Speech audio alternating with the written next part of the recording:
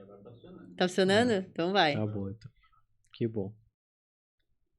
Não pode falar mal de mim pro Rogério de novo, não. Pode deixar. A gente não vai falar, não. Mas Já você sabe que essa parte vai pro episódio? Eu Nem já- precisa. É, eu então. já digitei aqui o texto já. Puxa só um pouquinho mais no microfone que tá na cara do Thiago. Ah, mas daí se me ferra. Ela sempre faz isso, ela não quer mais que eu apareça. Eu tô muito na ponta? Joga a outra Não, mas câmera. agora tá bom, sim. Bota a outra câmera. Parar de gravar e gravar de novo. Não. Sim, que aí você não coloca. Não, vai logo. A outra, minha. Tá bom, não tô tanto pro lado. Tá bom. Tudo certo? Podemos? Podemos.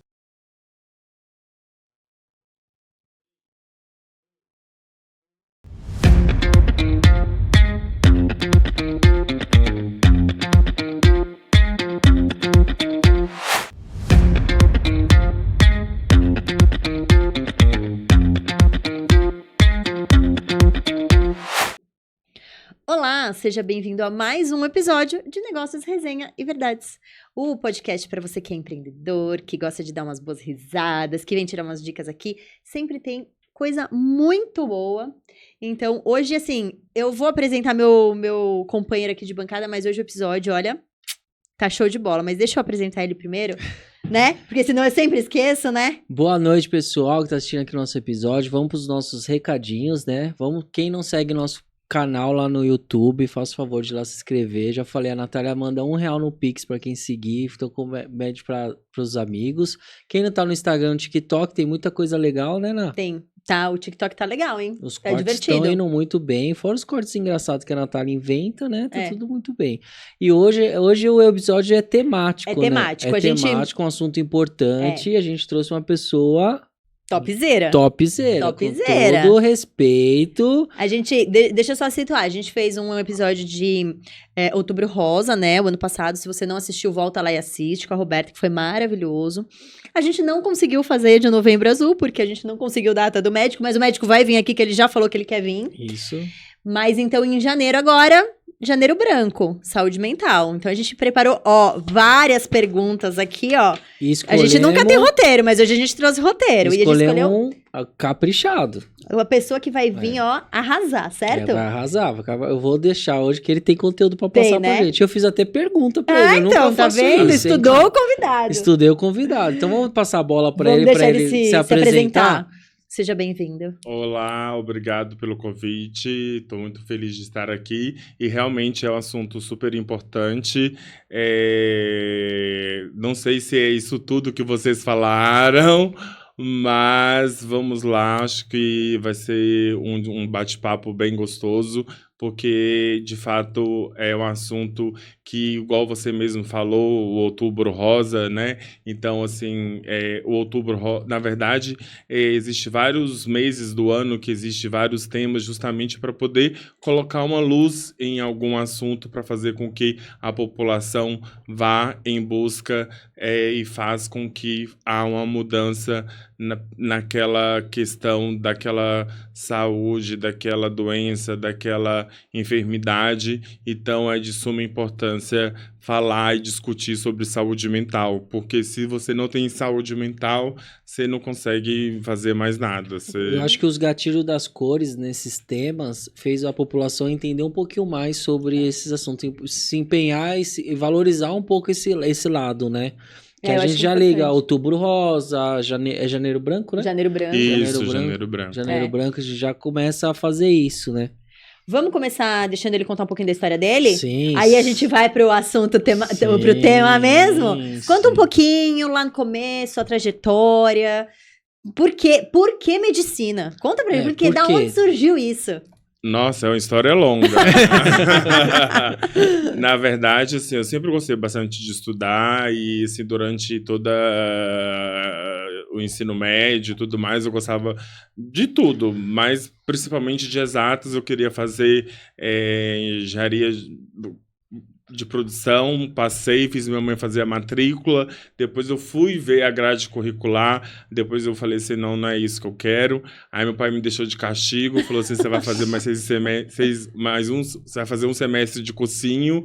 E aí ele falou assim, faz farmácia, eu sou do interior da Bahia, uma cidade de 6 mil habitantes, Lagedão, um beijo aí pro pessoal de Lagedão.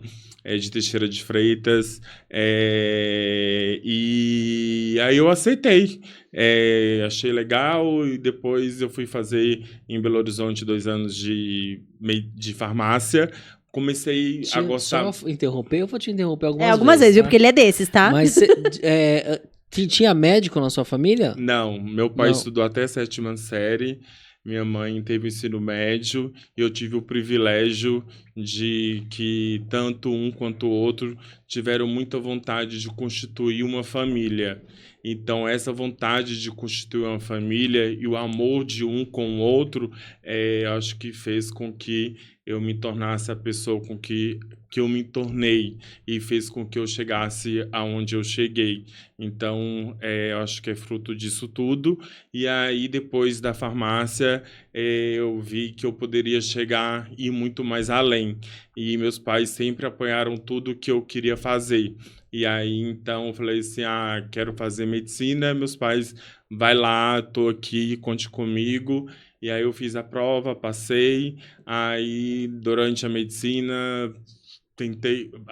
pensei que fosse fazer várias outras especialidades, mas no final eu tive uma experiência com a psiquiatria, com 3 pacientes que me tocaram bastante.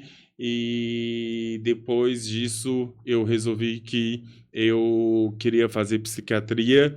E aí eu fui estudei bastante, eu estudei muito, porque eu falei assim, eu tenho que passar. E aí deu super certo, aí eu fiz residência de psiquiatria em Campinas, aí fiquei 3 anos lá, e ficava lá e aqui em São Paulo. E depois eu vim para São Paulo, comecei a trabalhar e eu sempre também gostei muito de trabalhar. E minha família é família de negócios,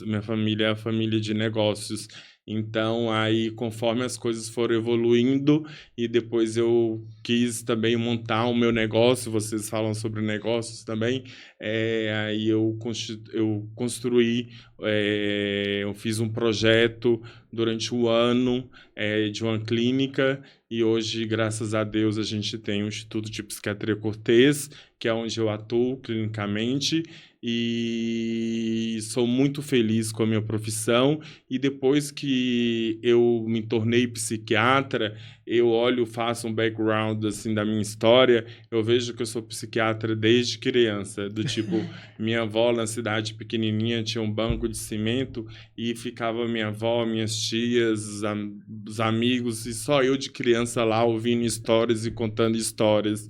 E também tudo que minha mãe falava, eu queria saber o porquê. E minha mãe falava, para de ficar perguntando, para de querer saber de tudo. E então, enfim. E depois eu fui vendo que eu sempre fui psiquiatra, sempre fui empático, sempre me coloquei no lugar do outro, sempre quis entender o outro, sempre quis tentar poder ajudar o outro, e hoje eu consegui unir tudo isso e sou muito, muito, muito, muito feliz com a minha profissão, com a minha carreira, aonde eu estou, e isso me gera cada vez mais objetivos, propósitos, e também é sobre isso que a gente vai falar, né? Sim. Quando a gente fala de Janeiro Branco, a gente fala também dessas reflexões que a gente faz do ano passado, né, que virou, do ano o ciclo novo que se inicia, e é sobre os propósitos, os objetivos que a gente tem para esse ano e o que a gente tem que fazer para poder chegar lá. Então, minha história basicamente é essa. Ele resumiu 15 anos de medicina em minutos. Mas eu fiquei com uma dúvida nessa história aí, que eu quero saber. Não é tão fofoca, calma. Você falou que no final da sua faculdade você se envolveu com 3 pacientes. Teve algum assunto de 3 pacientes? Eu já queria interromper ele, mas eu fiquei com medo dele brigar comigo, né? Mas realmente é isso que acontece quando você acaba se envolvendo com a história do paciente? Conta um pouquinho disso daí pra gente. Ó, isso é bem interessante, porque, assim, minha família é família católica, eu sou católico praticante, e eu tava com duas dúvidas. Uma, se eu aceitava o namoro, e a outra era qual a especialidade que eu iria fazer. E aí eu fui pra missa, depois fui no Santíssimo, orei, falei assim, Deus, me use como ovelha para fazer o bem, e estou disposto ao que você quiser e me use. Falei, me use, estou aqui, me use. E aí eu estava devendo um dia que eu tinha faltado, aí eu tinha que pagar esse dia na sexta-feira, na saúde coletiva, que é aquele postinho de saúde. Tá. E na sexta-feira à tarde era saúde mental. E aí eu atendi 3 pacientes que me relataram coisas que nunca tinha relatado a nenhum médico, a nenhum psiquiatra na vida. E eram coisas, assim, muito, muito fortes, assim. E aí eu saí de lá bastante... Não chorei, ó, nada do tipo, mas eu saí de lá, assim, muito arrepiado e reflexivo o porquê que elas conseguiram se abrir e falar aquilo comigo, algo que elas nunca contaram para ninguém. Então, É dom, né? Você falou, é isso. e eu acho que foi a resposta que eu pedi a Deus. E aí a gente tem que ter essa sensibilidade de entender quando Deus quer dizer alguma coisa com a gente. Então eu senti que Deus, naquele momento, foi a resposta que depois disso Definiu. era psiquiatria, e hoje eu não tenho dúvidas nenhuma de que eu nasci para isso. Que legal, E que mais história pra- bonita. E mais pra frente na sua história, você fala que você abriu o instituto, mas antes disso, você chegou a trabalhar pra alguém, para outros médicos? Trabalhei muito, trabalhei 10 dias dentro de um hospital, na residência, já trabalhei 28 dias no mês de 30, não sabia o que era domingo, o que era segunda, o que era feriado. Por isso que se chama residência, porque você mora Você mora Você lá. mora lá, Você verdade. mora lá. Verdade. Então, assim, realmente é outra coisa que me orgulha muito, porque não é fácil, é muita cobrança, é muita responsabilidade. E no meu ano, especificamente, uma das minhas chefes ficou grávida. E ela tinha algumas outras licenças e tudo mais, e eu tive que assumir uma região de Campinas. E aí eu tinha que assumir um CAPS infantil, um CAPS adulto, um CAPS álcool e drogas, um centro de saúde. E eu falei assim, meu Deus, e eu era responsável por tudo. Será que eu vou dar conta? Eu falei assim, vou dar conta sim. Vou dar conta. E porque eu fico com medo assim, vai todo mundo para a internação. Mas na verdade foi um sucesso. Inclusive teve um episódio uma vez que aconteceu, veio uma pessoa falar que eu não tinha tido, a pessoa não era médica, que eu não tinha tomado uma conduta correta. E eu fui conversar com outros chefes, e os chefes todos falaram que eu realmente estava com a conduta correta, e o que aconteceu era do que a doença mesmo patológica poderia acontecer. E no final da residência, quando eu fiz meu TCC, e quando eu terminei meu TCC, eu ouvi de uma chefe minha de que eu estava pronto.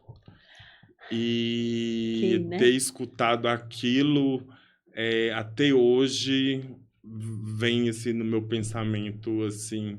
E durante a residência eu também eu já decidi que eu queria consultório, que eu gostava de ambulatório, que era o que me fazia mais feliz, que é o que eu tinha mais vocação mesmo. E foi isso, e foi esse caminho, e é por isso que eu tô aqui hoje. Maravilhoso, maravilhoso. E Que quando história. você abriu o instituto, você já carregou alguns clientes ou você teve que começar do zero? Não, eu tenho pacientes que estão comigo desde quando eu era Paciente, residente. né? Desde quando eu era residente. Inclusive, eu estou investindo agora em marketing digital e estou convidando alguns pacientes. E eu tenho vários pacientes que estão comigo desde quando eu era residente, assim, 7 anos, Legal. 6 anos, 5 anos. E, assim, eles estão comigo.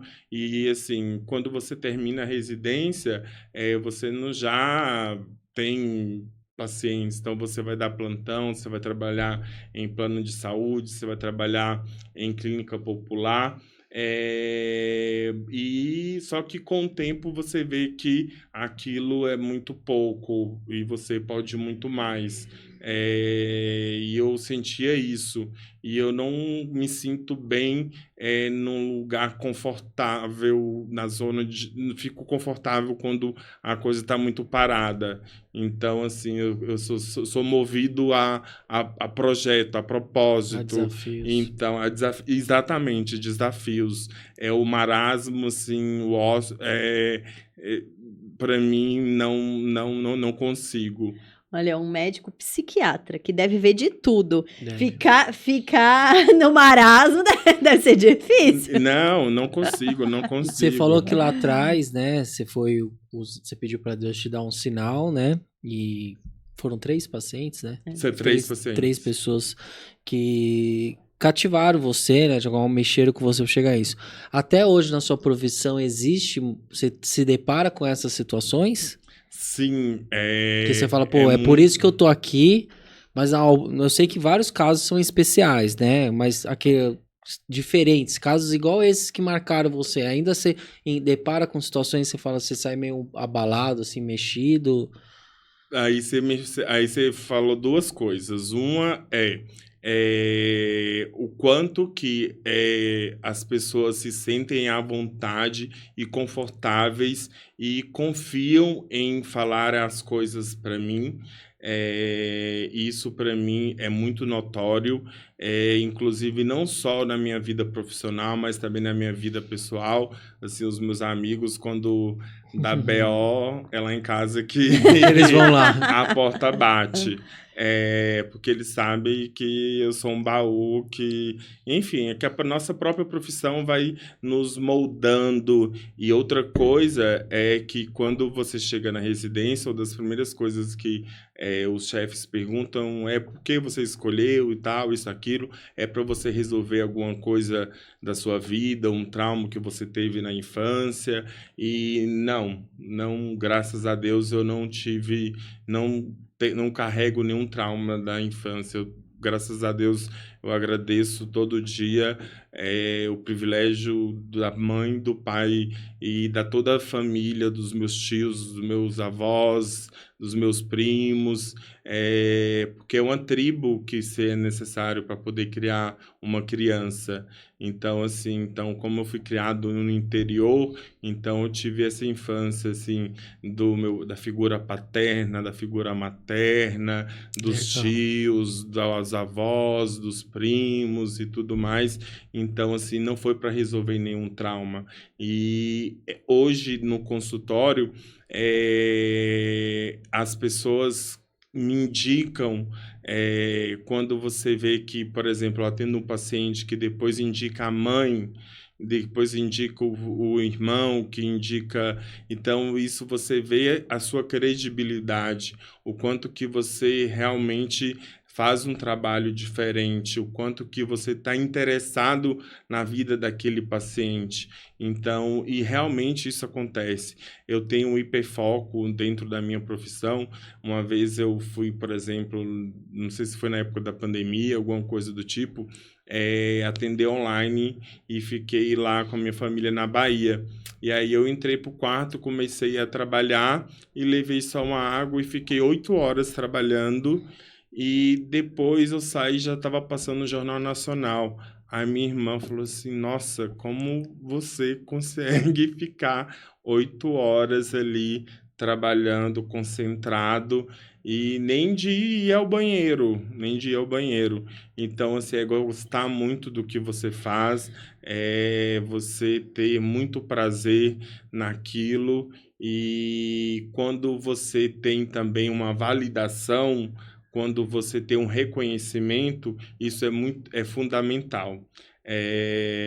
Eu já trabalhei em lugares que eu não tive uma experiência de reconhecimento, não por parte dos pacientes, mas por parte da empresa, por parte de outras coisas, e isso é bastante frustrante. Mas quando você consegue fazer uma mudança na vida de um paciente, e aquele paciente volta e fala, nossa, hoje minha vida é outra, por que que eu não vim aqui antes? Por que que eu não procurei isso antes? Isso é muito motivador, você fazer diferença na vida das pessoas. E eu tenho muitos pacientes que trabalham com algumas outras áreas, assim, que até falam assim, mas meu trabalho, assim, não tem tanto propósito, não tem tanta repercussão, de alguma maneira. E o meu trabalho tem uma repercussão direta na vida do ser humano, né? Então, e quando eu vejo, e assim, e outra coisa que eu gosto, assim, quando eu estou lá com o paciente, o mundo para, eu estou ali, e aí eu estou ali te vendo, estou te ouvindo, aí eu fico pensando assim, tá faltando isso na sua cabeça, acho que tá precisando disso, é isso, aquilo, tá faltando esse neurotransmissor. Depois você passa uns remedinhos pra gente, tá? Depois a gente quer umas receitas aí. Mas só para concluir, e aí, assim, muitas e muitas vezes eu sou assertivo de primeira. E aí o paciente já volta e fala assim, nossa, já estou muito melhor, e sem efeitos colaterais, sem efeitos adversos. E aí, então, assim, isso quer dizer que você fez o diagnóstico correto, você fez uma boa escolha medicamentosa, você realmente escutou o paciente de uma forma ativa e você teve esse resultado. Então, isso retroalimenta a vontade de trabalhar e de continuar e de querer mais e mais e mais e mais. Porque a doença mental, ela incapacita em todas as áreas, né? Então, assim, você quebrou um pé, você não consegue andar. Mas você consegue trabalhar no computador, você consegue mexer no celular, você consegue dormir, você consegue, né? A doença mental para a sua vida. Você não consegue se relacionar, você não consegue fazer nada, né? Então, assim, quando a solução, toma um remédio e a solução é rápida, eu acho que o benefício é tão grande que o cara fica extremamente agradecido. O cara, né? O paciente fica extremamente agradecido, né? Falar, gente, você mudou minha vida de 2 semanas pra cá, assim, né? Então, deve ser muito gratificante pegando mesmo. o gancho da fala do doutor, que ele fala que o trabalho não tem tanta repercussão, né? Que o pessoal fala, né? Que é um trabalho que não tem repercussão. Você não acha que é muito daquela crença que eu só procuro o psiquiatra, tem aquela crença, eu tô louco, eu tenho que procurar o psiquiatra? Que isso tem, não sei se isso diminuiu. Tem muito preconceito, né? ainda? Tem diminuído bastante. Eu sou uma pessoa muito otimista. Muito otimista, muito otimista. Existe. Ainda existe. Até o próprio paciente, às vezes, tem um próprio preconceito, né?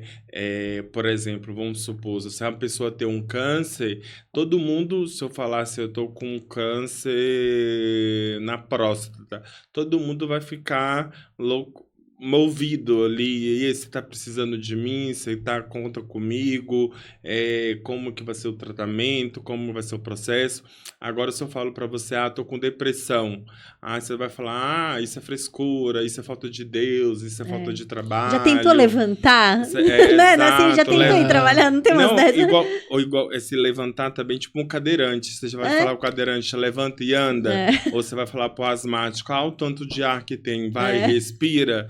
Então, assim, depressão, doenças mentais, de fato, são doenças muito graves, e não é o paciente que escolhe, não é o paciente que aperta o botão ali para poder escolher desenvolver aquilo. É uma série de fatores que acontecem na vida dele que faz com que aquilo desabroche, e quando desabrocha, pelo nível que vai estar realmente vai repercutir em todas as áreas. Isso também é um critério de diagnóstico, porque, por exemplo, se você só apresenta um sintoma no seu ambiente de trabalho, talvez o problema esteja no seu ambiente de trabalho. Agora, se está no seu ambiente de trabalho, se está na sua casa, se está na sua família, se está com seus amigos, é porque realmente a doença está instalada e aí você, dependendo de cada comorbidade, vai te dar múltiplas paralisações, você perde esperança, você tem pensamentos catastróficos, você tem medo desmotivado, você não tem perspectiva, você não vê luz no fim do túnel, as coisas não têm mais graça, coisas que você gostava de fazer, você não gosta mais, o trabalho, tudo te irrita, o seu filho te irrita, nada tem o prazer, o gosto como antes, e também tem outras comorbidades, né? Então, cada uma vai te trazer sintomas e limitações diferentes. A gente, ouve muito, a gente fala muito sobre doenças mentais e doenças, né, saúde mental, na verdade, a gente fala muito sobre saúde mental, né? Isso. E a gente vê muito, aliás, ultimamente, tem moda, né? Tem moda de doença, né? Tem. A gente vê muita gente se autodiagnosticando. E agora tá uma festa de TDAH, né? Sim, Conta sim. um pouquinho da onde saiu isso, por quê? Tá todo mundo em depressão? Por que descobriram só TDAH? agora isso? Entendeu? Já descobriram, mas agora todo mundo fala que tem, né? O que isso afeta? O que isso pega aí? Na verdade, o TDAH, que é o déficit de atenção e hiperatividade, é uma doença que existe vários critérios para você fechar o diagnóstico. Às vezes o paciente tem um ou outro traço do diagnóstico e ele acredita que ele tem, e é uma maneira de talvez ele também se usar como escudo para poder justificar alguma outra coisa. Por exemplo, o paciente é bipolar e fala que tem TDAH. Ou o paciente, ele, enfim, tem outros sintomas, ele quer se esconder através desse diagnóstico. E, na verdade, se você for ler, igual até mesmo quando a gente entra na residência, que a gente vai estudar, se você ver, você tem um pouco de tudo. Na verdade, o ser humano é um ser humano complexo, ele tem um pouco de tudo. Você tem uma hora tá mais ansioso, uma hora você tá com o humor mais deprimido, uma hora você tá mais concentrado, outra hora você tá mais atento, outra hora você tá mais distraído. Então, e aí o TDAH, ele vem para justamente você pegar aquilo e falar assim, não, eu tô transferindo a minha culpa, a minha responsabilidade pro TDAH. E aí, Achei alguém foi botar a culpa, né? então você tira a sua responsabilidade e coloca ali no TDAH, e aí você pega e fala assim, não, do tipo, tem um relacionamento, né? E aí a pessoa não faz as coisas, amor, não fez, você sabe, porque, né, eu tenho TDAH. Resolveu o problema. Mas é bem isso. Mas eu acho que quando a depressão caiu muito em evidência, todo mundo tinha depressão também, né? Tava um pouquinho ali no canto, que eu tô com depressão, eu acho, né? A depressão passou por isso também. Isso era uma pergunta que eu tinha, assim, esse negócio de todo mundo falar, ai, tô deprimido, todo mundo... Tristeza não significa depressão. Você pode estar triste e não estar em depressão. Mas essa coisa de todo mundo ficar falando toda hora, ai, tô deprimido, ai, ou tô ansioso. O doutor acha que isso afeta um pouco dá uma banalizada na doença ou não? Sim, total. Na verdade, é porque existe um desconhecimento dos critérios de diagnóstico, né? A pessoa, por exemplo, um dia pode estar mais triste, às vezes alguma coisa aconteceu na vida dela de uma forma que ela não gostaria que acontecesse, a coisa gera uma frustração, ou ela tá triste num trabalho, ou brigou com o namorado, errado, enfim. E aí ela começa a acreditar que ela tá com depressão. E, na verdade, também, hoje, existe vários tipos de depressão. Porque tem aquela depressão mais clássica, antiga, né? Que era aquela pessoa que ficava trancada no quarto, que não queria conversar com ninguém, não queria fazer barba, não queria cortar cabelo, não Nem ficava tomava ali banho, né? fumando, Tinha gente que a não gente nem tomava tomava banho, né? banho. Exatamente. E aí as pessoas primeiro imaginem que a depressão é aquele tipo de depressão, mas existe vários outros tipos de formas de se apresentar o quadro depressivo. É igual a bipolaridade. Às vezes a pessoa um dia tá mais animada, outro dia não tá mais animado e acha que é bipolar, que é uma coisa completamente diferente. Aí, na verdade, são pessoas leigas que não entendem sobre os critérios de diagnóstico e aí se autotitulam com aquilo, mas na verdade não é. São outras coisas que precisam ser avaliadas e cada pessoa é um. Sim. E como é o doutor, você principalmente, quando a gente se encontra uma situação, lógico que não no seu ciclo de amizade, porque eu acho que no seu ciclo de amizade você tem mais liberdade de falar, isso daí não é isso e tal, mas tá conversando com algum estranho e fala assim, acho que eu tô deprimida, ou tô com depressão, você dá é mentira ou não, ou você respeita a opinião dele? Relativo. É relativo? É relativo, depende... Não, porque assim, ó, com a expertise que o doutor tem, e as suas palavras, é claro que você tem um conhecimento muito forte nisso daí. E você gosta, igual você falou antes da gravação, eu gosto de aprender, eu gosto de absorver conhecimento. E às vezes você tá conversando num ciclo e você escuta uma pessoa falar que tá com depressão, tá assim e tal. Você se segura, você não fala, isso não é depressão não, minha filha, isso daí é frescura mesmo, de verdade. Não, na verdade... Você não pode, né? Na verdade, você tem até inadequado você falar, né?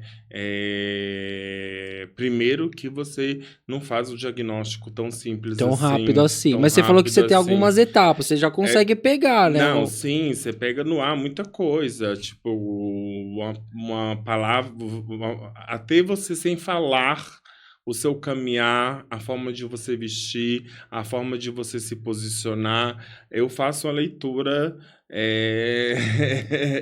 muito rápida e, enfim. E é natural, né? E é natural, é como se, por exemplo, assim, um cabeleireiro, ele vai num lugar, ele vai reparar o cabelo de todo mundo. Um pintor, ele vai numa casa, ele vai ver, um pedreiro, ele vai observar. Então, é a minha profissão. E eu sou 24 horas. Então, não tem como eu, assim, desligar completamente. Mas, por exemplo, as pessoas imaginam, por exemplo, quando eu estou com minha família, com os meus amigos, é totalmente desligado. Assim, as pessoas acham que a gente fica meio que neurótico pensando. Não, totalmente. Tá me julgando, tá conversando comigo, tá me julgando. Não, pelo contrário, você acha, porque assim, isso existe também um grau de esforço psíquico de você observar, de você olhar, de você entender. Então, assim, quando eu não estou trabalhando, eu não vou... Vai ficar gastando essa energia também, né? Igual minha família veio passar o Natal comigo, então, assim, eu me jogo no chão com minhas sobrinhas... Existe também uma concentração ali quando você tá com o seu paciente. Aí né? Outro momento, ali é 100%, 100%, 100%, 100%. E o doutor falou quando atendeu 8 horas seguidas, eu imagino assim, a troca do paciente, porque você tá com um paciente que tem um problema, que você tá lá tratando uma coisa, trocou de paciente é outro completamente diferente. Essa viradinha de chave como aí, administra cara... essas caixinhas na cabeça e não mistura os assuntos? Aí o cara fala, não, esse é outro paciente. Eu já ia misturar tudo já. É interessante isso, porque também quando você está na residência, você é preparado justamente para isso. Primeiro, que você não é Deus, você não vai salvar todo mundo.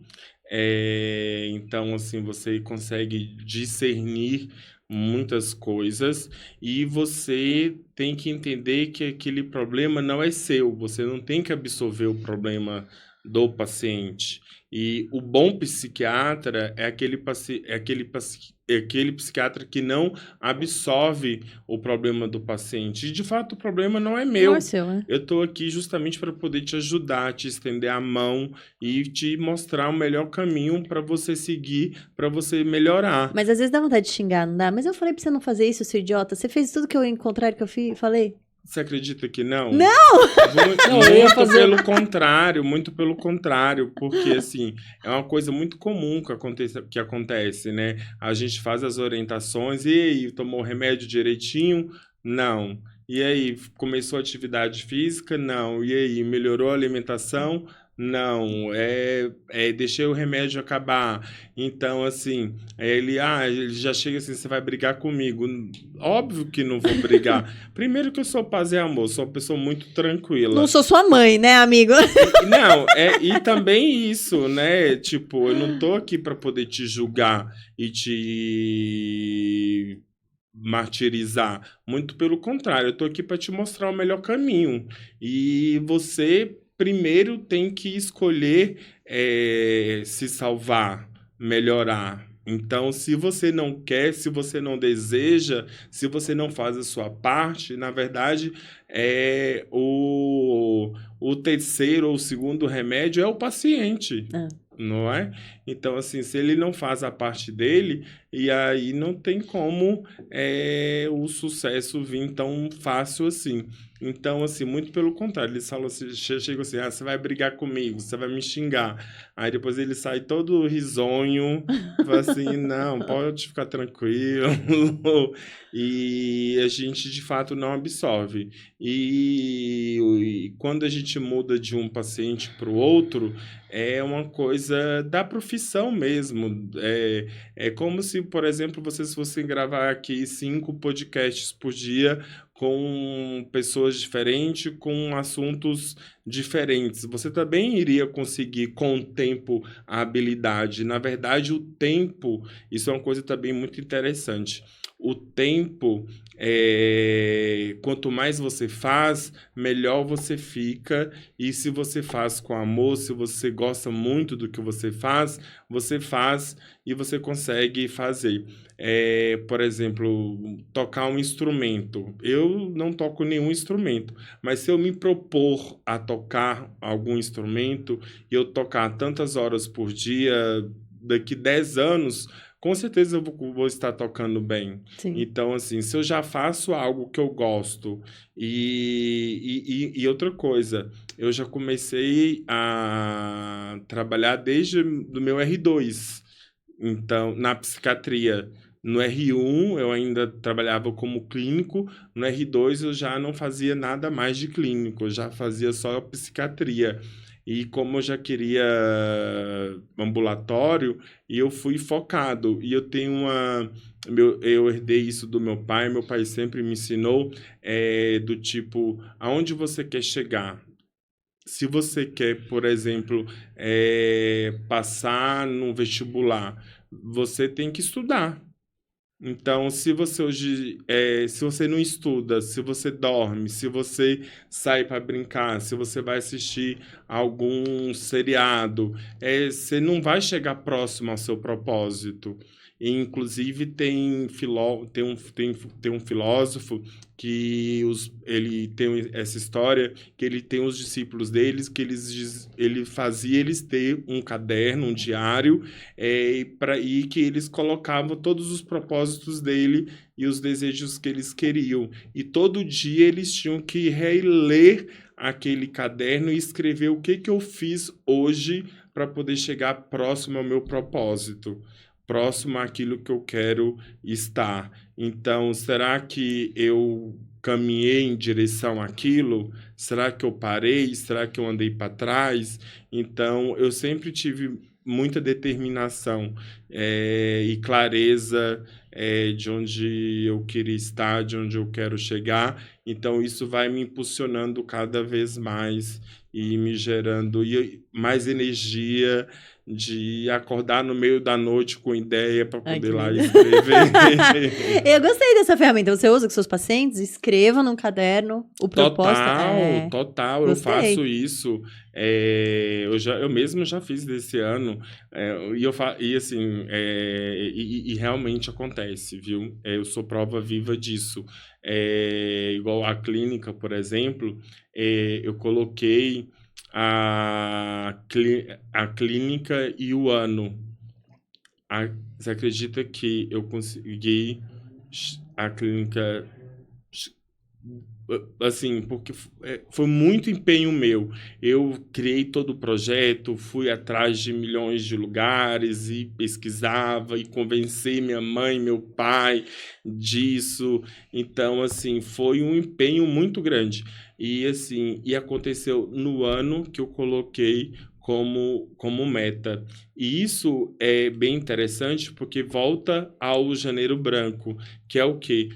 Que é você colocar metas tangíveis e metas a longo prazo. Então, por exemplo, vamos supor, se eu fosse obeso, não, por exemplo, se eu quisesse correr, eu não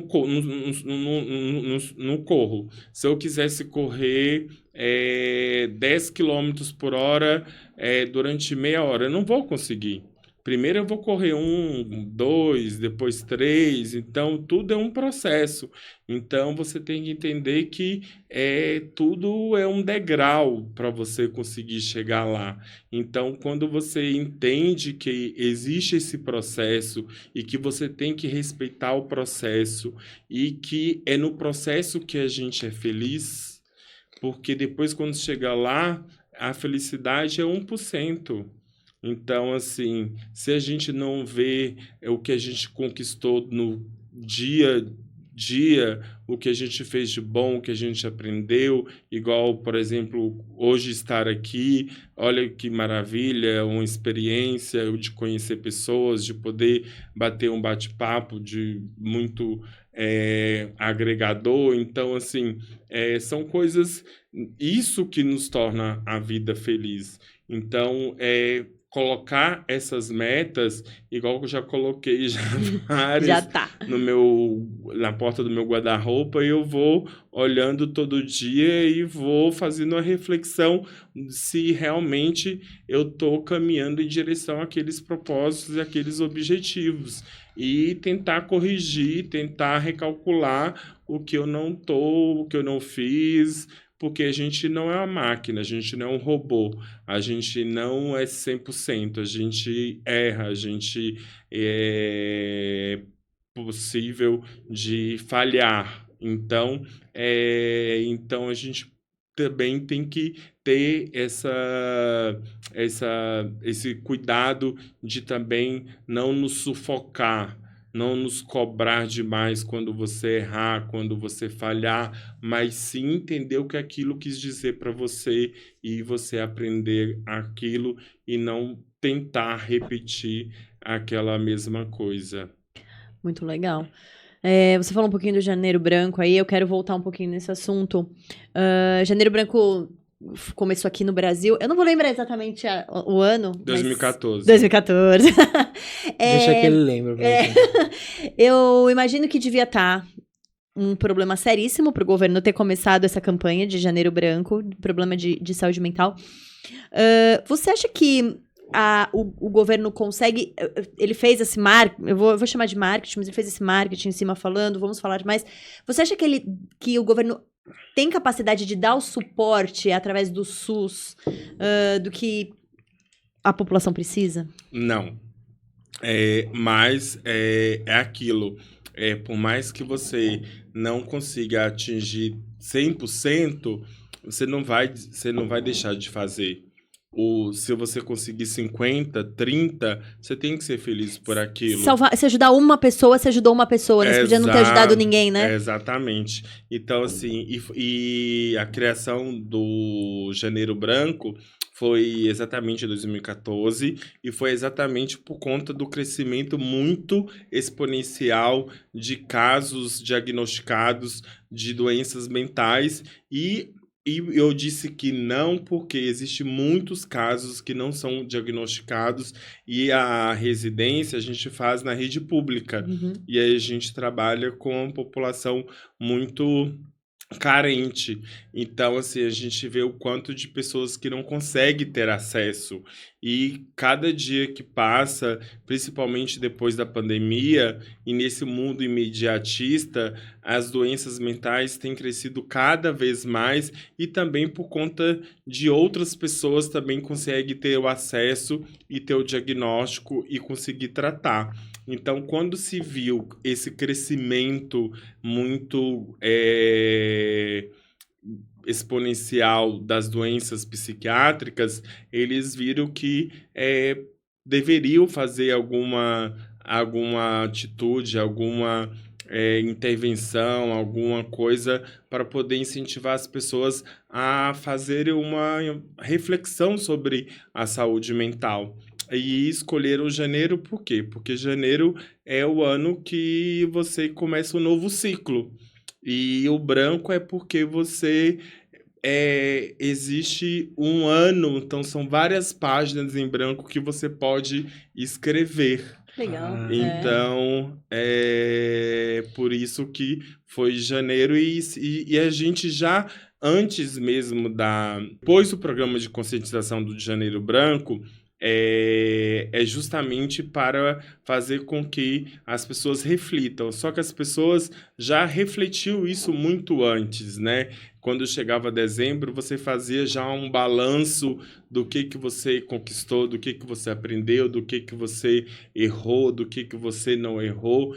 E aí as pessoas já começavam a refletir o que eu vou fazer para o ano que vem. Então já existia essa balança, essa coisa. Então eles aproveitaram esse embalo justamente para poder incentivar as pessoas. E em janeiro, porque vai começar. Então vamos começar uma atividade física, vamos começar a procurar uma ajuda de um psiquiatra se você tem alguma doença, alguma desordem psíquica, vamos começar a academia, vamos começar uma dieta, vamos começar a estudar um novo idioma, vamos começar a trabalhar um pouco mais, a andar com pessoas que te faz bem, deixar de andar com pessoas que te estimulam coisas negativas, estar mais com a família, ser mais generoso, enfim. Então, é esse momento de você criar esses propósitos para você evoluir. É muito legal. Você já recebeu, você recebe, não deve receber, mas é muito frequente pessoas que te procuram por remédio, e na verdade elas nem precisam do remédio, precisam só fazer uma mudança do tipo alimentação, exercício, alguma coisa assim, mas elas vão lá porque elas falam, vou num psiquiatra porque eu já arrumo um remedinho pra dormir melhor, mas assim, basta mudar uma alimentação, basta que a mudar automedicação prejudica, né? Eu já conheci pessoas que se automedicavam e isso prejudicou muito ela depois no futuro, né? São duas coisas gravíssimas, né? A automedicação, acabei de passar uma paciente que estava mais ou menos estável, depois, nesse período de recesso, por conta própria, mudou a medicação todinha. Olha, descobri um remedinho novo aqui, ó. Mas foi exatamente isso. Depois ficou super Geralmente mal. é a vizinha que fala, usa Não, esse porque que é tá melhor. tomando.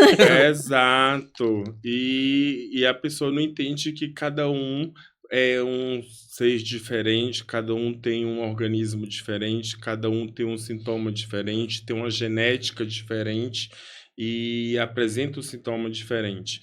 Então, a automedicação é algo, assim, muito, muito ruim e, principalmente, na maioria das vezes, a automedicação, ela é feita com medicações muito atrasadas, com muito efeito colateral e que o paciente tem experiências muito ruins. E essas experiências ruins faz com que aumente ainda mais o estigma de procurar ajuda do psiquiatra. Eu tomei esse remédio, tive enjoo, não consegui dormir. Porque tá vendo? engordei. Quando eu não tomava remédio, eu não não tinha isso, eu só tava triste. Agora, Exatamente. Mas eu acho que a maioria é pra dormir, né? As pessoas que eu conhecia falaram, toma esse remédio pra dormir. É Aí pra depois dormir, pra se torna emagrecer, um né? vício, É né? pra dormir, pra constante, emagrecer. né? É porque a medicação, na verdade, o vício, a dependência, é uma forma de mecanismo de ação de alguns medicamentos. Mas não se pode confundir vício, dependência com necessidade. Por exemplo, se você tem diabetes, você precisa da insulina. Se você não toma insulina, o que acontece com a sua glicemia? vai subir, Vai exatamente. subir. Então, você tá dependente da insulina.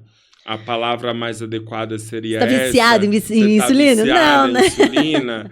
Então, se você tem pressão arterial alta, se você deixa de tomar um remédio, vai na churrascaria, sua pressão aumenta, você está viciado no remédio da pressão?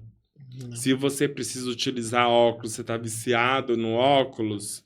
Então, não. Se você tem asma, você está viciado na bombinha de asma? Não. Então, se você tem um quadro de insônia, se você tem um quadro de ansiedade, se você tem um quadro de depressão, as medicações mais modernas não geram esse mecanismo de dependência e resistência. E se o paciente procurar um profissional qualificado, um profissional que está atualizado, ela com certeza vai ter outro tipo de experiência. E aí que vai entrar dentro do que você falou. Existem pessoas que realmente vão chegar no seu consultório e não vão querer fazer a parte dela, vão querer um milagre. E não existe milagre na psiquiatria. Se alguém falar que existe, é um charlatanismo. E às vezes a pessoa não quer fazer a parte dela.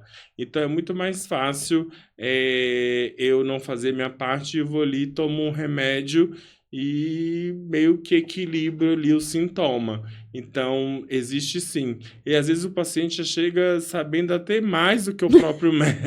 Eu já procurei aqui no Esse é o mal Google, da ó. internet, né? Já procurei aqui. Esse é o mal da internet, né? Já Porque eu tenho isso. Como é que você sabe que você... Não, porque eu li aqui. Então eu tenho, já se autodiagnosticou, já sabe que remédio que tem que tomar. O TDAH, por exemplo, é muito comum. O paciente já chega com todos os sintomas, com todo o diagnóstico e já com a conduta. Já chega assim, ô doutor, eu tenho TDAH, você pode me passar um remédio? Então, Exato. O remédio tal. Eu só já vim decidi. aqui para poder... Pra pegar a receita. Exato. eu tinha um amigo que ele ia no médico e ia falar, mas antes eu pesquiso na internet pra chegar pra saber se o médico não tá me enrolando.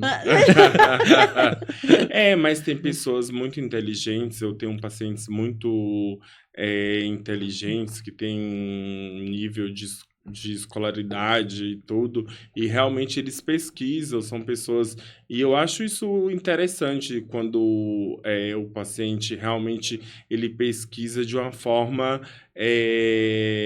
coerente, por exemplo. Mas ele pesquisa e faz um debate contigo, né? Ele não chega Exato. afirmando que ele tá com aquilo, né? Não é no Google, igual, por exemplo.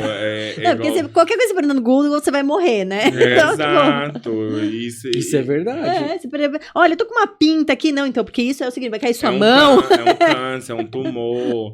Igual, por exemplo, esse paciente, ele é advogado, super bem sucedido, e ele lê artigo. Tipo assim, tudo que eu prescrevo para ele, ele vai lá e lê vários artigos, e ele tá comigo até hoje. Então, se ele tá comigo até hoje, é porque tá resolvendo, tá dando certo, e realmente existe uma confiança no meu trabalho, e realmente tem resultado, e esse tipo de busca é importante, e é agregadora, assim, na relação médico-paciente, porque ele vai ler e vai ver que realmente você fez a melhor escolha para ele. A minha Vai se sogra identificar, faz né? isso, cara. Sério, minha sogra, ela vê no TikTok É. o médico falando, ela começa a debater com o médico. Fala, não, mas que eu vi no TikTok, Eu vi, é isso. se comer eu tenho que uma fazer maçã desse de ponta jeito. cabeça. Nossa.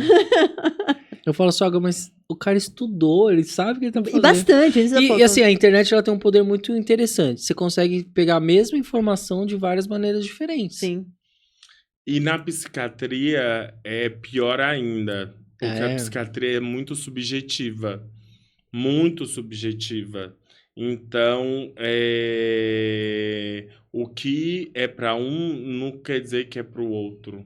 Então, levar aquilo como uma verdade absoluta é, Não, o é médico, ele é furada. preparado, igual o doutor disse, que assim, ó, ele é preparado para separar algumas coisas e entender. Se eu for pegar alguma coisa sobre psiquiatria, eu falar, que nem esses dias eu vi um vídeo passando no TikTok falando do TDAH em criança. Ah, mas não pode pegar o celular. Aí pronto, aí agora se a criança pegar, vai ficar com TDAH esse negócio aí e tal. Tipo... Entendeu? Então a gente que não tem esse conhecimento, a gente aumenta muito, né? Não, mas aí você tocou num assunto interessante, que é o quê? A partir do momento que você predispõe a ser pai, a ser mãe, você tem que fazer algumas tarefas de casa. Uma delas é, primeiro, tratar os seus traumas de infância, para você não reproduzir as mesmas coisas que você talvez não gostar, que você não gostava que seu pai ou sua mãe fazia, para você não fazer com seus filhos, que depois você vai ver e fala assim, nossa, eu estou fazendo a mesma coisa que meu pai fazia, minha mãe fazia com meu filho, e eu julgava que não era o mais correto. E a outra coisa é justamente hoje não existe manual de ser pai, de ser mãe, mas tem muitos livros, muito conhecimentos que te orienta a você o que é bom, o que é ruim, o que Qual que é o impacto, né? exato. Não que tal coisa vai totalmente ser factível de gerar o TDAH. Por que você tocou nesse assunto? Por exemplo, hoje as crianças, até mesmo os adultos, tipo, você tá ali dirigindo um carro, aí você escuta a música, daqui a pouco você já cansou da música, você pulou de música. Aí depois você mudou de rádio. E aí você já talvez acha que é um TDAH? Não é um TDAH. Tudo é TDAH hoje. Então, não é um TDAH. Mas só que essa coisa de o que você deve fazer e não fazer com as crianças, principalmente com relação à faixa etária de idade, de não pular as faixas etárias de idade, de você ser criança, de você ser adolescente, de você ser pré-adolescente, de você ser adulto, e os pais terem essa preocupação do tipo, o filho, quero pintar o cabelo. Não, você não tem idade para pintar o cabelo. Eu quero fazer uma tatuagem. Não, você ainda não tem noção do que isso pode depois te trazer um arrependimento. Eu quero usar salto. Não, você não tem idade para usar salto. Eu quero colocar cílios postiços. Não, você não tem idade. Mas a minha amiga colocou, a mãe dela deixou. Não, mas você não é todo mundo. É aquela velha frase, né? Você não é só amiga. Né? Ou seja, tratem os traumas, viu, gente? Pra gente não criar mais crianças com traumas. Já temos bastante pessoas com traumas. Daqui 10 anos, se a gente tiver que tratar quem tá nascendo agora, vamos, gente, vamos tratar, né? Se você quer se propor a ter filho, por favor. Terapia pra todo mundo, pelo amor de Deus. Exato. E é por isso também que as pessoas também falam que, assim, hoje o mundo tá muito diferente. Mas também, será que o mundo não tá muito diferente porque os pais estão criando os filhos de uma forma muito diferente? Será que os pais estão transferindo a criação dos filhos, estão trabalhando, estão divorciando, não tem a figura materna, o pai está preso, a mãe tem 3, 4 filhos com pais diferentes, é criado pela avó, o pai é alcoólatra, batia na mãe, enfim. O mundo tá bagunçado, isso a gente fala. E aí depois a culpa cai nas costas das crianças, né? Do TDAH. Das crianças. Das crianças. Mas, na verdade, às vezes a culpa maior é dos pais. Sim. Por isso que na residência, por exemplo, uma das áreas que eu menos gostei foi da psiquiatria infantil. Porque na psiquiatria infantil, você não tem como culpabilizar a criança. E na psiquiatria adulta, que é a qual eu atuo, eu culpabilizo o meu paciente. Eu dou uma rasteira nele.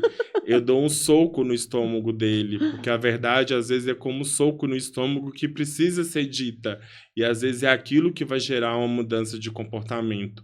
Então, quando você pega uma criança e você vê que são os pais que estão gerando aquele sintoma, aquele problema, aquele sofrimento, dá vontade de virar quando para ele você- e falar assim: o que seu filho precisa são de outro pai e uma outra mãe. Meu Quando Deus. você trata a criança, você não tem que automaticamente conversar com os pais pra corrigir os pais ou não? Você dá uma Sim. orientação, mas você não pode falar, ó, pai, você tem que mudar isso. Então, você tem que ser. Então, o que acontece?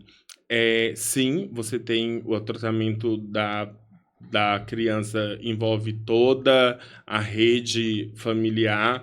Então, se existe pai, mãe, avó, babá, entra todo mundo ali dentro do tratamento para poder entender mesmo o contexto da história.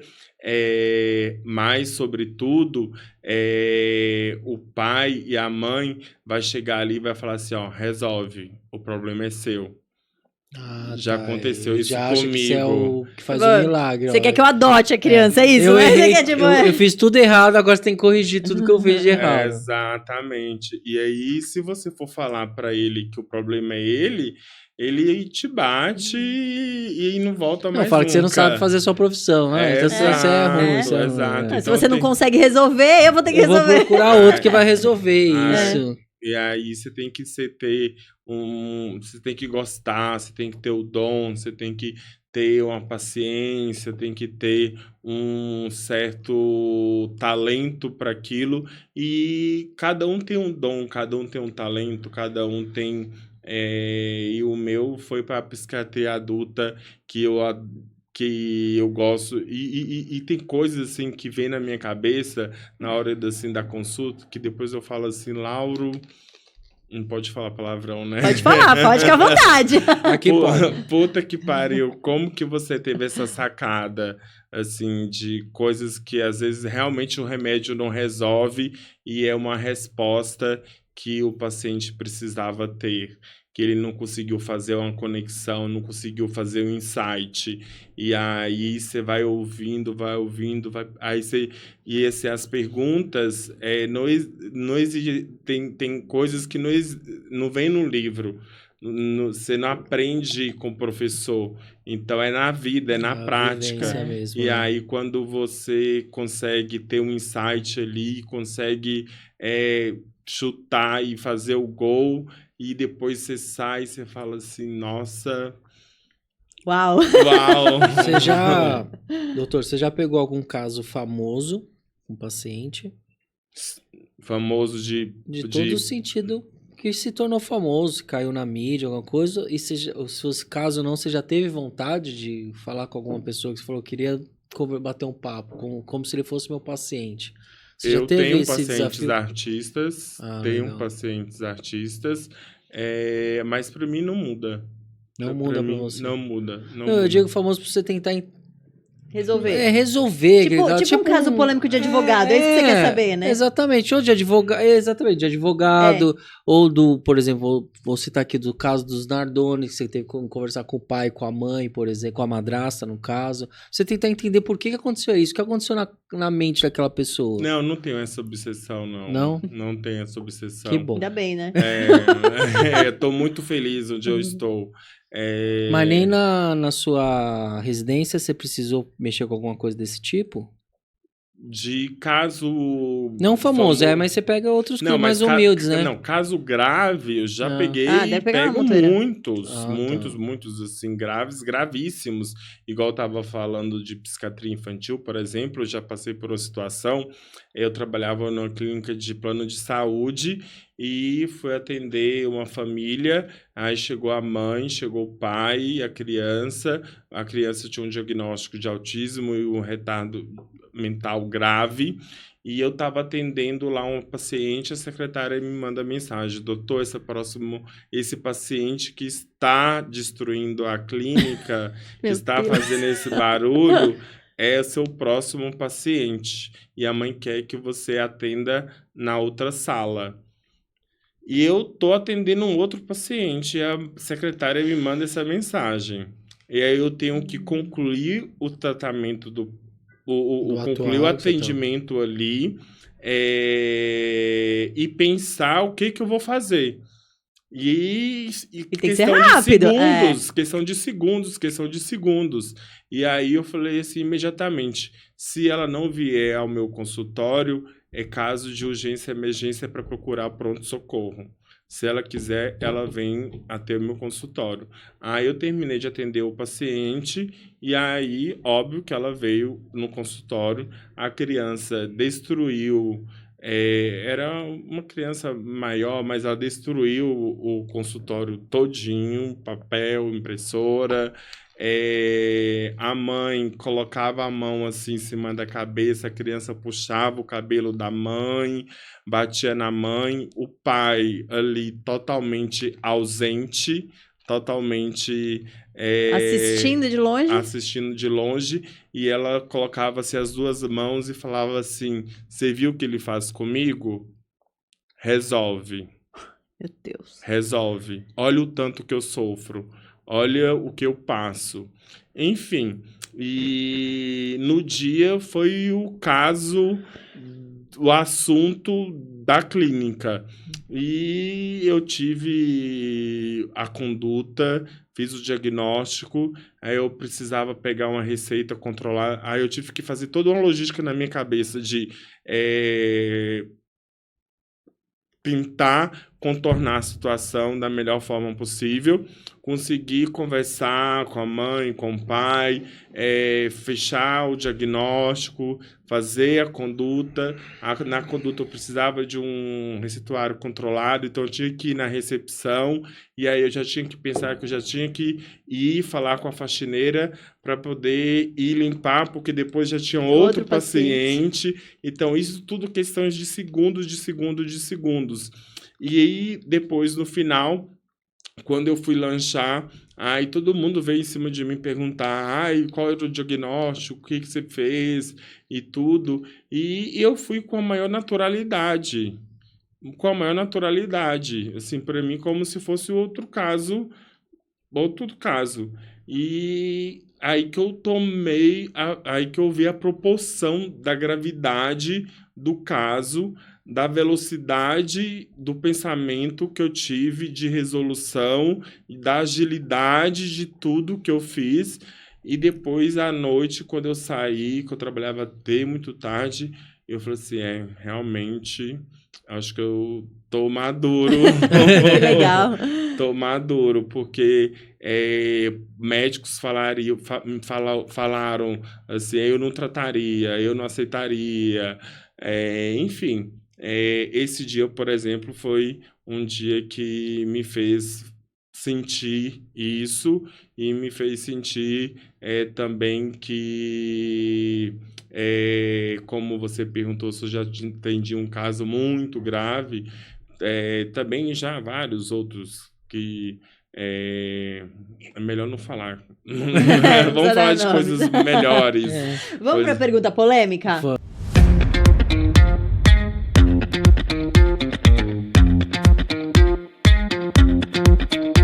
Vamos para a pergunta polêmica. Temos uma pergunta polêmica numa caixinha. Pergunta polêmica? Existe. É um quadrinho, mas nunca é muito polêmica, tá? Mas pode ser, eu tô preparado. Eu gosto de polêmica. Bom, vamos lá. Bom, ele já falou aqui que ele já tratou. Tem um tema sobre desigualdade social, saúde mental e desigualdade social. Então, problemas de saúde mental são frequentemente associados à pressão de vida moderna, mas a desigualdade social é pouco debatida nesse contexto. Estamos ignorando o impacto das condições socioeconômicas na saúde mental?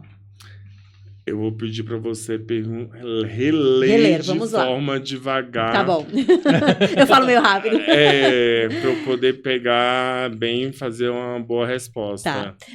Problemas de saúde mental são frequentemente associados à pressão de vida moderna. Então, todo mundo tem pressão na vida moderna e a gente fala, por isso... Eu tô muito pressionado, por isso que eu tenho problema mental. Sim. Mas entendi. A gente acha que a desigualdade social é pouco debatida. E a gente sabe que a desigualdade social também impacta muito na saúde mental. Estamos ignorando o impacto das condições socioeconômicas ou você acha que a gente está preparado para lidar com pessoas de baixa renda de uma maneira, com pessoas de alta renda de outra? O que você acha? Olha, o que você tocou é algo muito, muito interessante. E tem muitos filmes que falam sobre isso. E eu gosto desse assunto. Porque, de fato, a vida moderna, por exemplo, você trabalha no meio corporativo, você tem que dar resultado, você tem que dar pressão, cobrança, gera estresse, aí você chega em casa, é marido, é filho. Então, assim, de fato, isso por si só são vários pratos que você tem que girar e isso gera uma hora um cansaço, uma fadiga mental, enfim.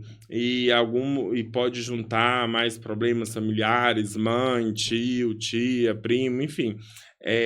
Então, de fato, sim, existe essa questão da vida moderna que deixa mais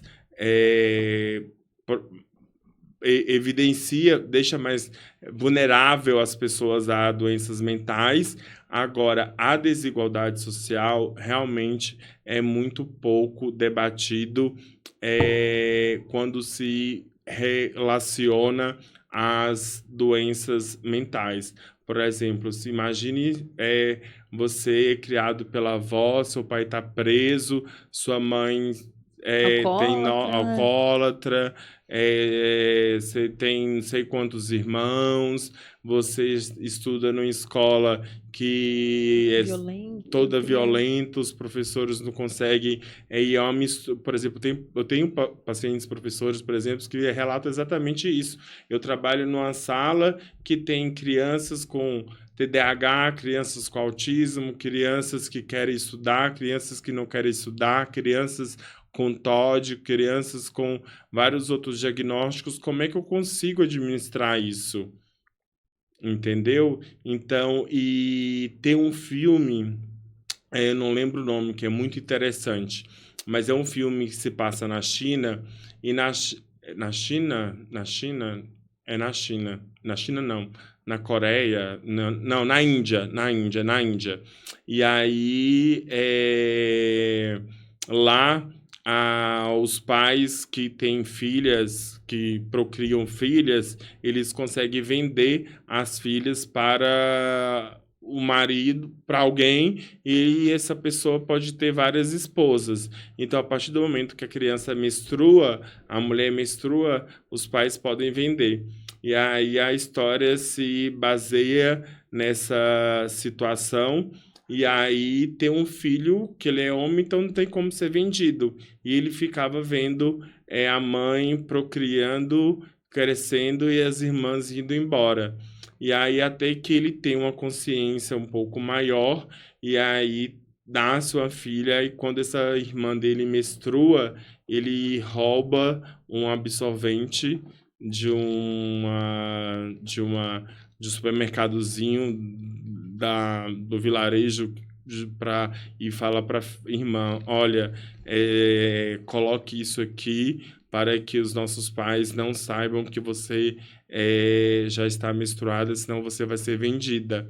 Só que ele não consegue sustentar isso por muito tempo, né? É bem difícil. E aí o pai descobre, e o pai não gosta de trabalhar, não trabalha, a mãe também não. Vivia vendendo filha, vivia disso. Exato. E aí a menina é vendida para um cara, um senhor, logo ele já quer ter relação sexual, ela sofre esse abuso sexual, ela vai parar no hospital, tem uma infecção, morre, e depois que esse irmão descobre, ele sai de casa e vai fugir dessa realidade. Só que uma criança, para sobreviver na rua é muito difícil. Enfim, acontece algumas coisas que ele é preso. E na hora que ele é preso, na hora que o juiz pede para ele ouvir, ele pega e fala: O meu desejo é que prenda meu pai e minha mãe para que eles não possam ter mais filhos. Então, isso é a resposta de quê? De que a questão social está completamente relacionada a como que as pessoas vão conseguir ter saúde mental. Se os pais vão estar presentes, se os pais vão nas reuniões escolares, se os pais vão comemorar o aniversário, se os pais vão criar uma autoestima, vão valorizar, vão elogiar, vão dizer eu te amo e vão estar ali para proteger. Tudo isso faz muita diferença. E quando você vai para uma população mais carente, você não vê isso. Você vê pessoas muito secas, você vê pessoas com vários filhos, você vê muitas separações e abuso sexual e muitas outras coisas, e que isso não vem muito para a mídia, né? Mas que é um dos... E também outra coisa grave, os sociopatas são muito... que é bem interessante também. A psiquiatria, se deixar, a gente vai até... Mas, assim, o sociopata, por exemplo, eles são muito desenvolvidos diante dessa realidade. Por quê? Porque o psicopata é aquela pessoa fria, calculista, que quer se dar bem, que não tem remorso, não tem rancor, e são geralmente pessoas que não tiveram amor, pessoas que ninguém ensinaram a amar, a respeitar, a dividir, a pedir perdão. Então, a maioria dos sociopatas também são derivados justamente dessa ausência desse lar, dessa estrutura familiar. Então, com a população sem recursos para poder criar um sociopata que não tem nada a perder, é o que mais existe. Sim. Então, sim, é um produtor de pessoas com problemas mentais. E o SUS não dá conta. Não dá, né? Não consegue. Não dá conta. Vamos... Tanta coisa, né? Bastante assunto, né? Vamos pro quadro novo? Vamos dar uma aliviada no papo? Vamos pro quadro novo, Quero ver gente? se ele vai caprichar nesse quadro novo. A gente criou um quadro novo, 2025 quadro novo, gente. A gente tem, plaquinha. Conta uma fofoca pra gente da sua área.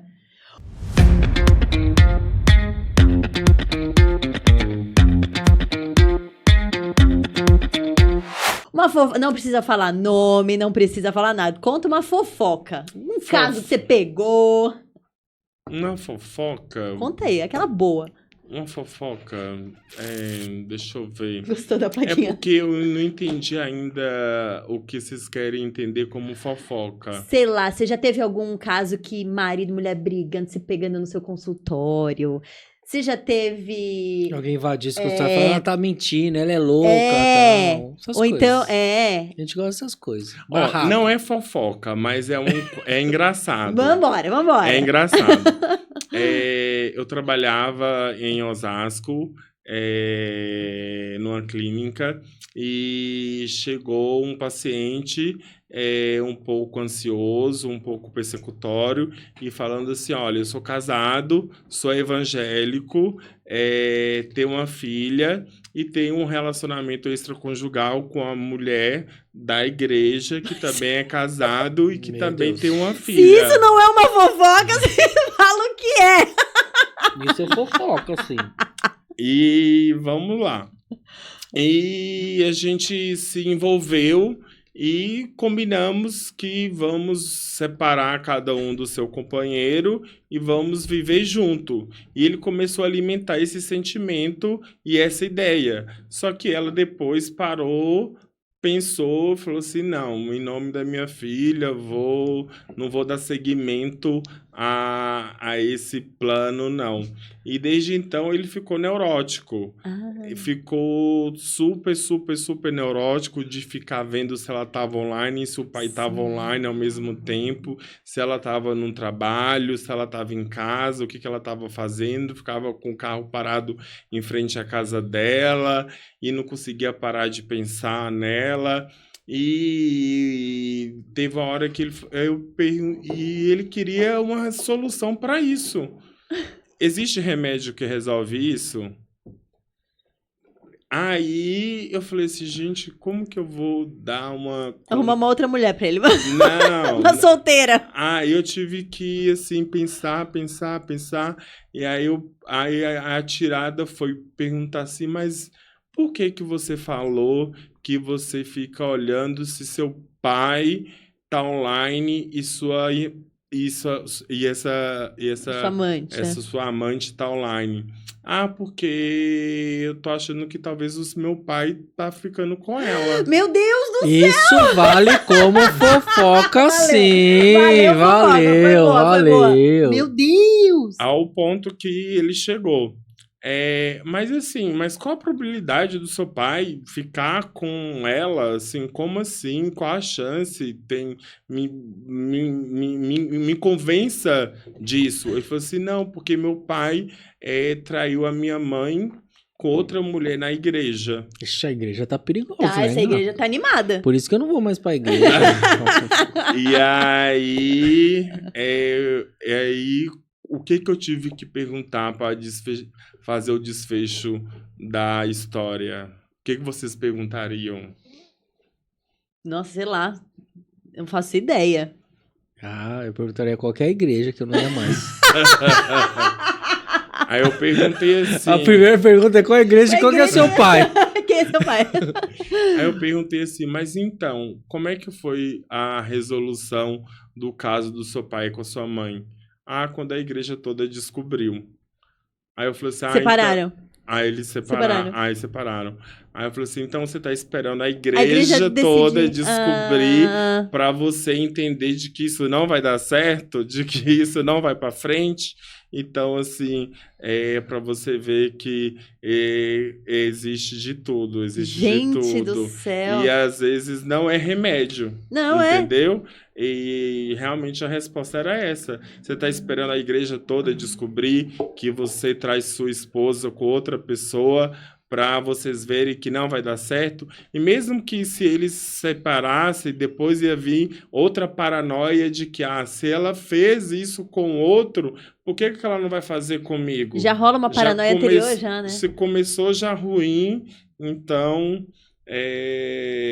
a chance de dar certo é mínima. Meu Deus, que medo! Que medo. Valeu como fofoca. Valeu. Não, eu imagino assim, o que deve ter de história, de problema. Porque, vamos assim, marcar outro papo no porque bastidor pra contar umas outras historinhas pra gente, tipo essa, assim.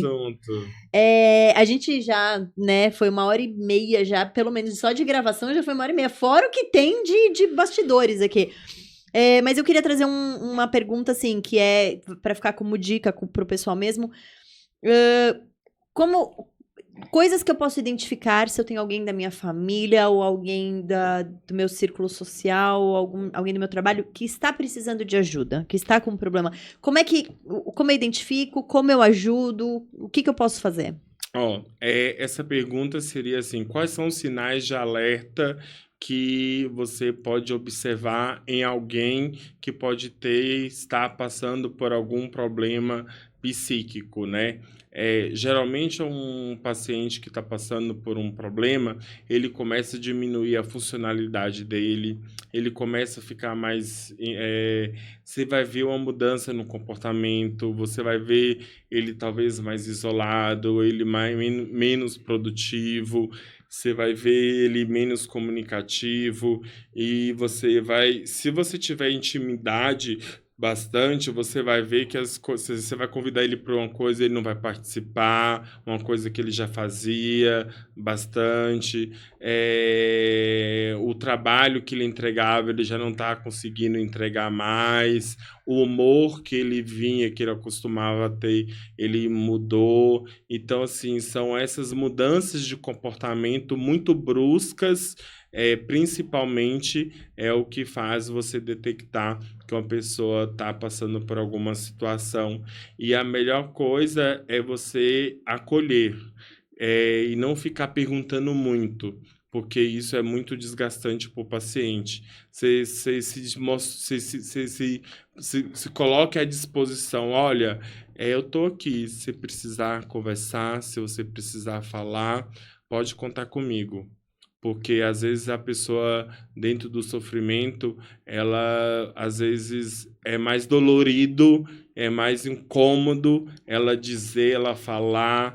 É igual quando você perde um ente querido. Às vezes você não quer conversar com ninguém. Você quer ficar ali, você quer tentar entender o que está acontecendo. Então, a melhor coisa é você entender aquela mudança de comportamento, e dar falar que você está ali, disponível, que se ela precisar, você pode contar comigo. E se a coisa ficar muito grave, aí já vai para outras esferas de você tentar falar com um familiar. Olha, do tipo um colega de trabalho, eu estou percebendo que ela está chegando muito atrasada, ela não está conseguindo entregar, está muito sonolenta, ela está ficando muito irritada, isso, ela não era assim, ela está bastante ansiosa, ela está se confundindo, ela está esquecendo as coisas. Então, assim, são mudanças de comportamento que vão te gerar esse clique, e aí você vai tentar entender que nível de mudança de comportamento que ela tem, e aí você vai ver o que você vai fazer ali também para não constrangê-la, né? Para não expô-la e deixá-la de uma forma que não seja confortável. E acolher e se demonstrar disponível. Olha, se precisar, estou aqui, pode contar comigo. Não precisa me falar nada se você não quiser, mas eu estou aqui, tá? É a melhor coisa. Muito bom. Essa foi uma pergunta sempre- que veio na caixinha. Sempre que a gente traz alguém dessa área de medicina, tudo, é um podcast bem legal, assim, bem interessante, né? Você sai Agrega, daqui né? com a cabeça a milhão, assim. É. Obrigado por compartilhar isso com a gente. Eu que agradeço, porque eu gosto muito de falar. Psiquiatra, de um modo geral, gosta muito de falar. Como diz um amigo meu, fala igual papagaio. E falar sobre psiquiatria, falar sobre saúde mental, falar sobre o Janeiro Branco é fundamental, é importantíssimo. Então, vou até deixar uma mensagem para a galera. Se cuidem, façam a balança aí da sua vida. Cuidar é sempre maior, você tem muito mais a perder, então não fique com preconceito, não fique olhando o que o vizinho vai dizer, o que o colega do trabalho vai falar, o que seu pai ou sua mãe vai achar disso. Seja fiel a si mesmo, e se você vê que está precisando de ajuda, não ache que isso é um fracasso, que é falta de Deus, que é uma macumba que jogaram para você. Macumba é legal. Tem de tudo que falam, e procure ajuda e você vai ver que vale muito mais a pena, e depois você consegue retomar e voltar a ser a pessoa de sempre. Maravilhoso. Posso falar uma Maravilhoso. resenha? Pode? Já que veio um papo sério, agora uma mensagem séria, mas assim, uma coisa interessante que aconteceu no Outubro Rosa, quando a gente trouxe a Roberta, a Roberta usou um exemplo muito legal, o doutor falou assim, no Outubro Rosa todo mundo usa nas lojas, Outubro Rosa, sabe? Não é desse jeito que é para usar essa campanha. Mas o Janeiro Branco a gente não vê essas coisas nas lojas, né? Ele é menos conhecido, né? Eu acho, É porque, primeiro que janeiro tá todo mundo... Já Falido. Já Já falido. tá tudo já. falido, ninguém consegue comprar Ninguém nada. quer em usar loja. esse gatilho pra vender mais, né? Janeiro, assim, tá todo mundo se organizando na vida ali, pagando conta, fazendo matrícula de filho, organizando trabalho, enfim. E, de fato, não existe muito essa iniciativa, não só de loja, até mesmo de clínicas psiquiátricas, de clínicas médicas, de, por exemplo, colocar umas flores brancas, colocar enfim, de também na mídia se propagar mais sobre isso, mas tudo é um passo, né? Tudo é um passo e tá crescendo. Então vamos ser otimistas, temos que Isso ser aí. otimistas. Tá cada vez mais se falando, desmistificando, tirando o estigma e não cancelando as pessoas. Importante até levar nas empresas, né? Igual Sim. o pessoal leva o Outubro Rosa, né? É. Ir lá na empresa falar a Exato. importância de fazer Interessante isso que treinamento. você falou. E se você tiver alguma dúvida em relação à saúde mental, se você não, sei lá, quiser esclarecer alguma coisa, manda pra gente a dúvida que a gente manda pro Dr. Lauro, ele responde, a gente já até faz um corte, já joga. Manda pra gente, seja pelo YouTube, seja pelo Instagram, ou manda direto nele. A gente, aqui na descrição do vídeo, no YouTube, vai ter os contatos dele. E também, então, pode entrar em contato direto com ele, porque é muito importante, certo? Sim, eu sou super disponível. Gosto bastante de ajudar. Na verdade, a generosidade, ela é o que, assim, determina muito o caráter da pessoa. Então, assim, não custa nada você responder, você dar um feedback, enfim, e algo que pode transformar muito a vida de uma pessoa que você nem imagina. Então, se qualquer pessoa aí tiver alguma dúvida, tiver alguma pergunta que ficou, alguma coisa que queira saber mais, pode mandar, pode pesquisar, pode nos procurar, que vai ser todo mundo respondido e estamos aqui à disposição, pode contar comigo. Maravilhoso. Muito Papo, bom, hein? muito bom. Dava muito pra bom. continuar, passar a madrugada aqui, né? Tinha. Ia pedir outra fofoca, lá. Porque ele achou que nem era Existem. fofoca e foi, hein? Que ele nem achou que era fofoca e mandou uma já cabeluda já. Eu achei muito legal, assim. Bom, eu queria agradecer novamente você, doutor. Foi um prazer te conhecer. Eu quero ir lá no seu consultório conhecer. A gente fala que vai em todos os convidados, mas a gente nunca consegue. Não precisa se preocupar com isso, que a gente não vai aparecer lá. Mas vá. Não, toma um café, pelo menos. toma Toma um um café. Lá tem um café, tem um biscoitinho que vem da Bahia que manhã manda. Ai, que delícia. Tá ficando, que tá só ficando. Tá ficando existe melhor, tá lá. ficando melhor. Então, tem uma vista maravilhosa. Então, vale a pena. Vai ser muito bem recebidos vocês. Vão lá, vão conhecer, vão bater um papo, podem ir. Vocês vão gostar, não vão se arrepender. Agora já não. quero conhecer o Agora biscoitinho quer da conhecer o manhã. biscoito, Já. Um beijo pra manhã dele. Um beijo pra manhã. Manda biscoito também pra aqui Manda pro um beijo. podcast. Beijo, Giza, minha mãe querida, te amo. Eu vi no seu Instagram, tem foto da sua mãe. Da sua mãe eu não vi, eu vi da sua irmã. Sua irmã é a sua cara, são iguais. Gente, todo mundo fala hoje que somos gêmeos.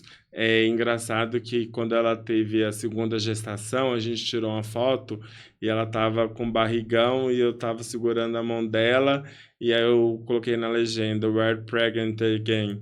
Aí as pessoas mandando parabéns Pra você. pelo segundo filho. Não, mas maravilhoso. Família linda, gente. O Instagram dele é maravilhoso, juro. Entra lá e Ele manda muito bem no Instagram, vai. Ele Manda, falou que tá começando agora, mas ele manda muito manda bem. mesmo. Tô Tá. começando, acho que eu sou amador ainda. Bom, queria agradecer. Foi maravilhoso, foi um super papo. Eu acho que é muito importante e acho que a gente aprendeu bastante também. A gente sempre aprende, mas a gente aprendeu bastante. E queria agradecer o seu tempo, ter vindo até aqui, ter disponibilizado esse tempo pra gente. Imagina, eu que agradeço o convite, fico lisonjeado e também me coloco à disposição quando vocês quiserem conversar sobre qualquer outro assunto que eu possa agregar. Estou à disposição, podem me chamar e vamos nessa. E juntos somos mais fortes. Ai, amamos. Exatamente. Então, é isso. Queria agradecer. Queria falar pra vocês. Até próxima quarta-feira que estaremos aqui. Falou! Tchau! Beijo. Tchau, tchau. Tchau.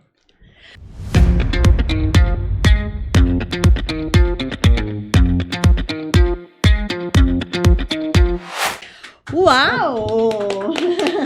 Demais. Gostaram? Nossa, foi 1h40 de gravação. E, 1h36. e geralmente é o quê? A gente faz 1h.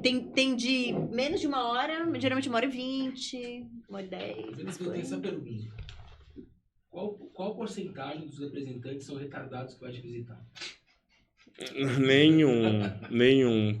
Só o Bruno, né? Qual o diagnóstico do Bruno? A gente devia ter perguntado essa. Qual que é o diagnóstico do Bruno? Não sei, não tem como fazer diagnóstico Viu? de De cara. gente maluca, assim. Mas todo mundo fala que eu tenho TDAH, eu tenho toque, eu tenho não sei o quê. Mas ninguém fala assim, eu sou narcisista, né? Ninguém chega lá com. Aí A gente vai falar que já isso teve. aí era um assunto bom se vocês De tivessem narcisismo, tocado. Porque o narcisista, ele não procura ajuda. Eu ele vou te não falar uma procura. coisa, eu sofro com isso.